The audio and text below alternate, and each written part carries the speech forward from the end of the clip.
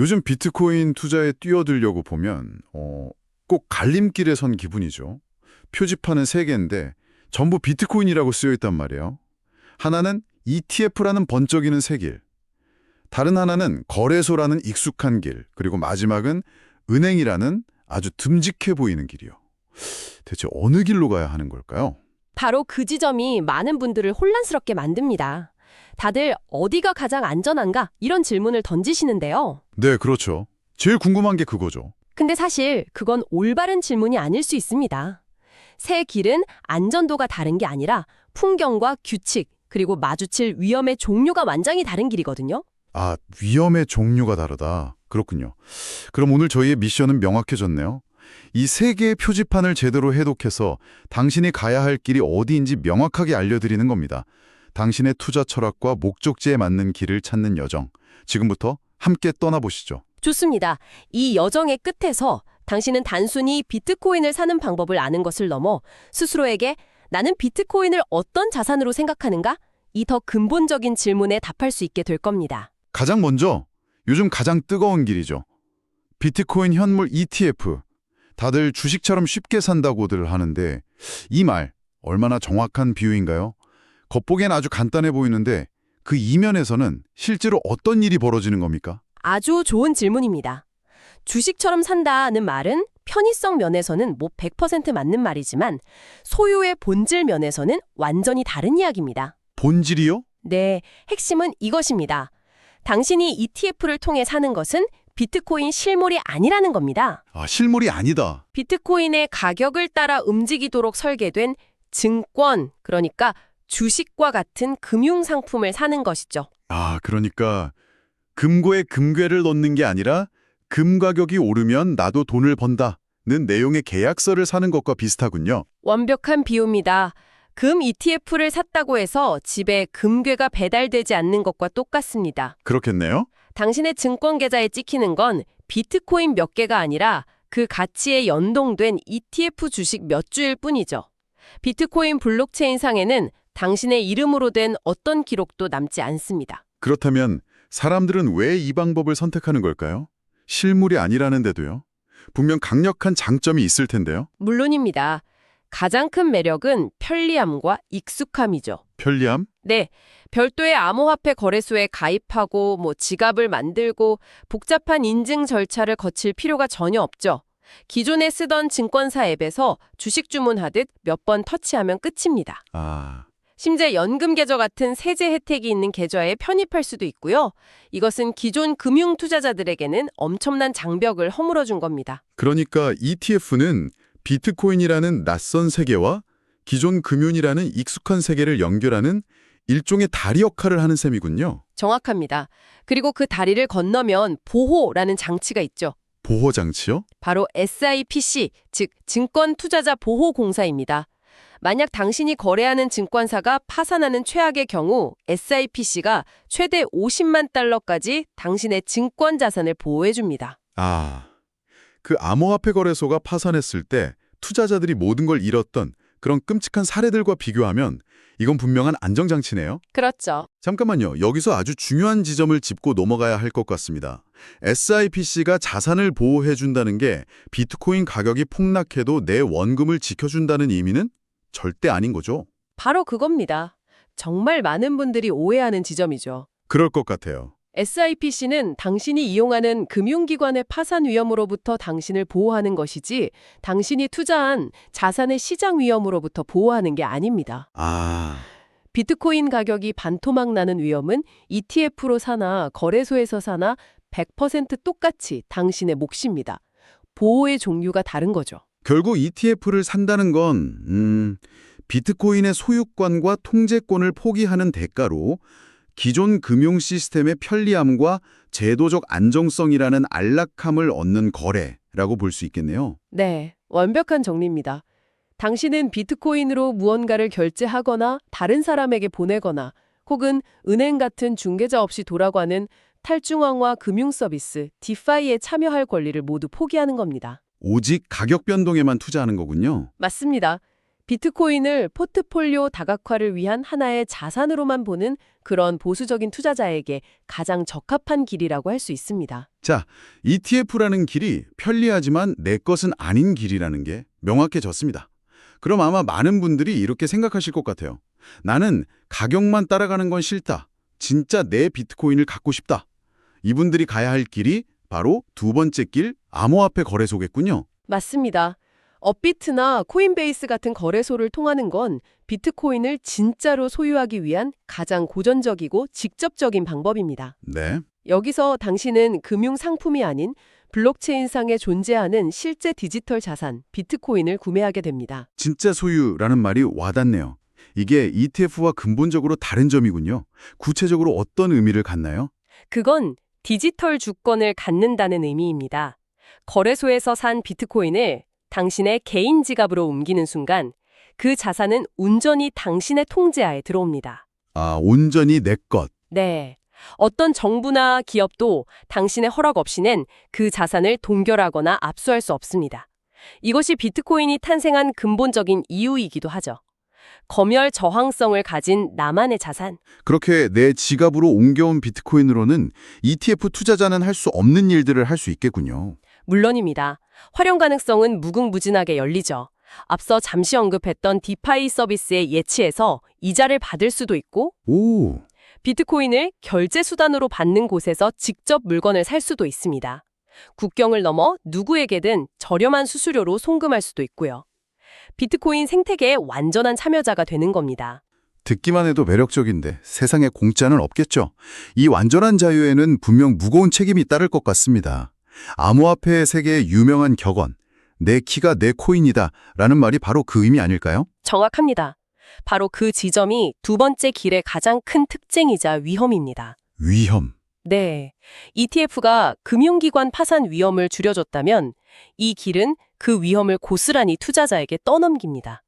예를 들어 당신이 비트코인을 거래소에 그냥 보관하고 있었는데 몇 년 전 FTX 거래소처럼 그 회사가 파산해버리면 아, 끔찍하죠. 당신의 자산을 보호해줄 법적 장치는 사실상 전무합니다.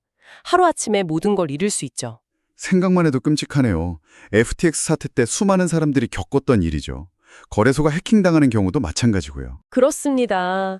그래서 전문가들이 항상 강조하는 겁니다. 거래소는 비트코인을 사는 시장이지 보관하는 금고가 아니다. 아, 금고가 아니라. 진짜 내 자산으로 만들려면 반드시 개인 지갑으로 옮겨야 합니다. 하지만 그 순간부터 또 다른 책임이 시작되죠. 개인 지갑의 비밀번호, 즉 개인 키를 잃어버리거나 해킹당하면 그건 누구도 되찾아줄 수 없습니다. 영원히 사라지는 거죠. 갑자기 제 친구 생각이 나네요. 개인 지갑 복구 문구를 적어둔 종이를 잃어버려서 며칠 동안 온 집안을 뒤집어 엎은 적이 있거든요. 아이고, 결국엔 찾았지만 그 며칠 동안의 스트레스는 정말 말로 다 못한다고 하더군요. 그게 바로 우리가 말하는 책임의 무게겠죠. 바로 그런 경험입니다. 결국 거래소를 통한 투자는 편리함을 포기하고 학습과 책임을 선택하는 길입니다. 완전한 디지털 주권을 얻는 대신 그 주권을 지켜야 할 모든 책임을 스스로 짊어지는 거죠. 비트코인을 단순한 투자 자산을 넘어 새로운 금융 시스템의 일부로 믿고 직접 참여하고 싶은 크립토 네이티브에게 어울리는 길입니다. 좋습니다. 첫 번째 길은 소유를 포기하고 편리를 얻는 길. 두 번째 길은 편리를 포기하고 소유를 얻는 길이었네요. 그런데 최근에 이 둘을 절묘하게 섞은 듯한 세 번째 길이 나타났습니다. 바로 은행입니다. 네. 이름만 들어도 신뢰가 가는데 이건 거의 편리함과 안전을 모두 잡은 완벽한 선택지처럼 들리는데요. 바로 그 지점에서 가장 위험한 착각이 시작됩니다. 착각이요? 은행이라는 단어가 주는 후광효과 때문에 많은 분들이 그렇게 생각하시지만 결론부터 말씀드리면 전혀 그렇지 않습니다. 은행에서 비트코인을 산다고 해서 마법처럼 더 안전해지는 것은 아닙니다. 잠깐만요. 은행인데 안전하지 않다니요? 이건 정말 의외인데요. 대부분의 사람들은 은행이라는 단어만 듣고도 안심할 텐데 이건 거의 함정처럼 들릴 수도 있겠습니다. 그렇죠. 그래서 구조를 정확히 알아야 합니다. 첫째, 가장 큰 오해. 은행을 통해 비트코인을 사도 예금자 보호 FDIC는 전혀 적용되지 않습니다. 예금자 보호가 안 돼요? 네, 예금자 보호는 당신의 현금 예금에만 적용되는 제도이지 비트코인 같은 변동성이 큰 투자 자산에는 해당 사항이 없습니다. 은행이 파산해도 당신의 비트코인은 보호받지 못합니다. 그럼 은행은 도대체 무슨 역할을 하는 건가요? 단순히 이름만 빌려주는 건가요? 이름과 앱을 빌려준다는 표현이 더 정확합니다. 미국의 PNC 은행이 코인베이스와 협력한 모델을 예로 들어보죠. 네. 고객은 익숙한 PNC 은행 앱을 통해 비트코인 매수 주문을 넣습니다.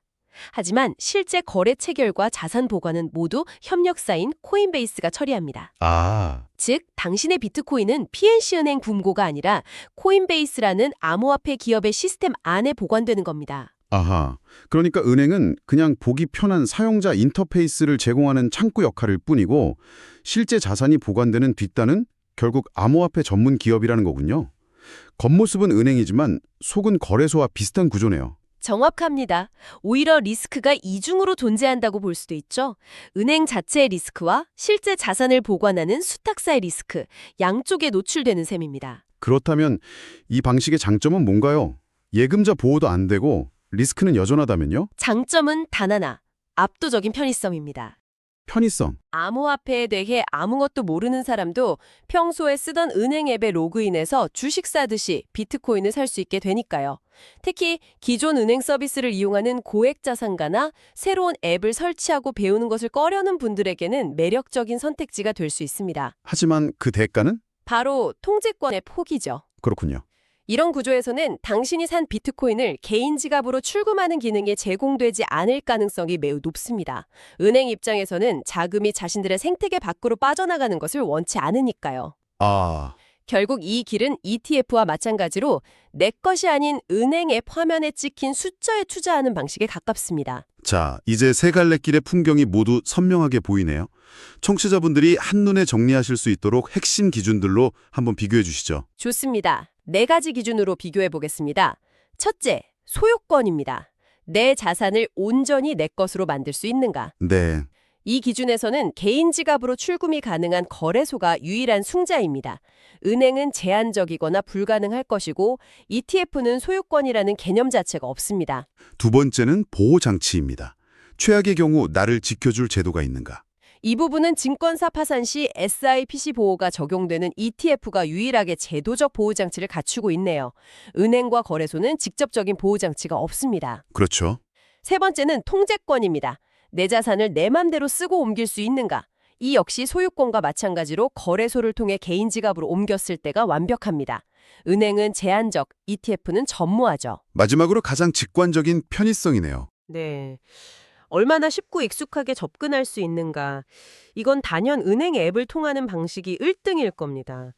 그 다음이 기존 증권 앱을 쓰는 ETF, 마지막으로 새로 가입하고 배워야 하는 거래소 순서가 되겠네요. 이 비교표를 보니까 명확해지네요. 어떤 방식도 모든 면에서 완벽할 수는 없다. 맞습니다. 소유권을 얻으면 책임을 져야 하고 보호장치를 얻으면 통제권을 포기해야 합니다. 결국 피할 수 없는 트레이드오프 관계인 거죠. 그렇군요. 결국 오늘 이야기의 핵심 결론은 이것 같습니다. 어디서 사느냐가 비트코인의 위험을 없애주지는 않는다. 다만 감수해야 할 위험의 종류를 바꿔줄 뿐이다. 아, 제가 제대로 이해한 거네요. 완벽한 정리입니다. ETF는 거래소 파산이나 해킹 같은 운영 리스크를 제도권의 규제 리스크로 바꿔주는 대신 당신에게서 소유권을 빼앗아갑니다. 거래소는 당신에게 완전한 통제권을 주는 대신 해킹과 분실이라는 개인 관리 책임 리스크를 떠넘기죠. 그리고 은행은? 은행은 복잡함을 없애주는 편리함을 주는 대신 수탁사 리스크를 감수하게 하고 통제권을 포기하게 만듭니다. 그리고 가장 중요한 점은 그 어떤 방식도 비트코인 가격 자체가 급등락하는 본질적인 시장 위험은 단 1%도 줄여주지 못한다는 것이고요. 그렇습니다. 어디서 샀든 비트코인 가격이 1억 원에서 5천만 원으로 떨어지는 위험은 모두가 똑같이 겪어야 하는 공통의 숙명입니다. 자, 그럼 이제 이 모든 지도를 손에 준 청취자분들이 스스로에게 던져야 할 마지막 질문이 남았네요. 어디가 더 안전하냐가 아니라고 하셨죠? 네, 당신이 스스로에게 답해야 할 진짜 질문은 바로 이것입니다. 당신은 비트코인을 어떤 자산으로 보고 있는가? 아, 비트코인을 어떻게 정의하느냐에 따라 내가 가야 할 길이 정해진다는 말씀이시군요. 맞습니다.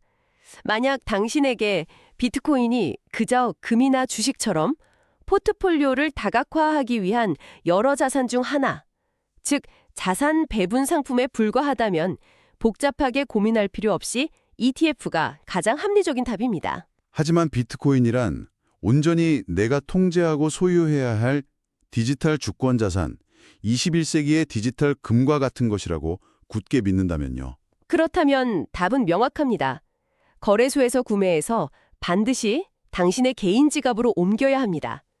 그 과정의 불편함과 책임은 기꺼이 짊어져야 할 가치가 있는 것이죠. 마지막으로 비트코인의 철학이나 기술은 잘 모르겠지만 그냥 내가 쓰는 은행 앱에서 쉽게 접근하고 싶은 편리한 금융 서비스 상품의 하나로 본다면 앞으로 더 많아질 은행 모델을 고려해 볼 수 있겠군요. 바로 그겁니다. 이 세 가지 질문에 대한 당신의 답이 세 갈래 길 앞에서 당신이 어디로 가야 할지를 알려주는 가장 정확한 나침반이 될 겁니다. 안전이라는 막연한 단어 뒤에 숨어서 남의 선택을 따라가지 마십시오. 당신이 원하는 권리와 당신이 감당할 책임이 무엇인지 명확히 하는 것, 그것이 현명한 투자의 진정한 시작입니다. 오늘 대화를 통해 안개 속에 있던 세 갈래 길이 아주 뚜렷하게 보입니다. 결국 어떤 기술을 선택하느냐의 문제가 아니라 나의 투자 철학이 무엇이냐는 질문으로 귀결되는군요. 당신의 나침반은 어디를 가리키고 있습니까? 시청해 주셔서 감사합니다.